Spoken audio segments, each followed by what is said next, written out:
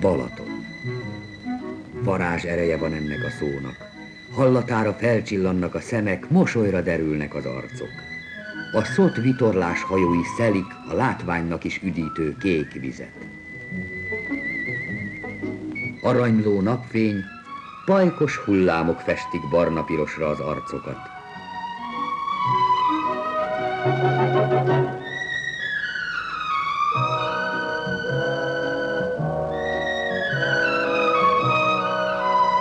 A gyönyörű üdülőházakat ma már el sem tudjuk képzelni az üzemek, szakszervezetek táblái nélkül.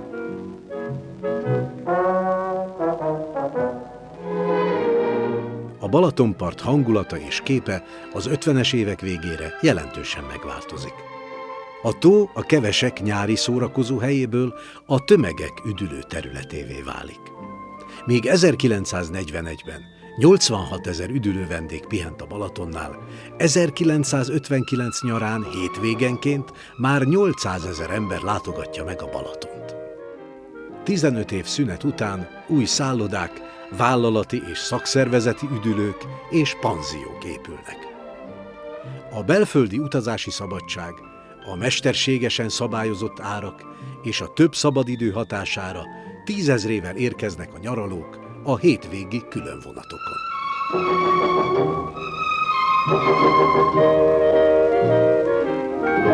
Itt találjuk a Kistext üdülőjét. Lelle büszkesége a Szot üdülő.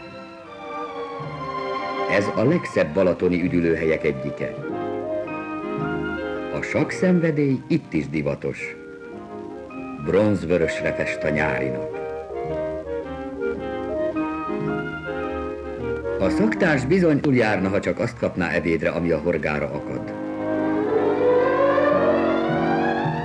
Szerencsére ez a veszély nem fenyeget, mert kitűnő szakácsok kezenyomán ízletes ebéd várja a fürdésben, sportolásban alaposan megéhezett üdülőket.